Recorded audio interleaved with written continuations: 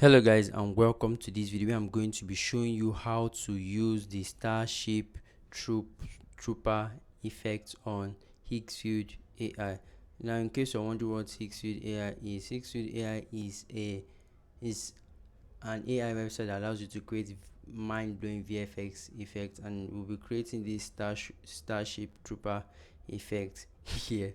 I mean, it's really crazy. I mean, just take a look.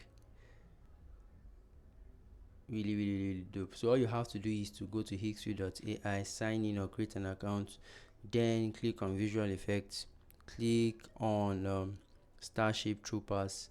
You'll be brought to a page like this.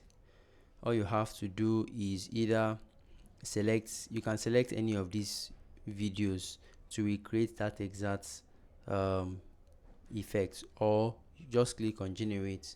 So once you click on the generate icon, you'll be taken to a page where you can actually just upload your image and describe the scene you want. You can even describe the type of monster you want to emanate from the floor.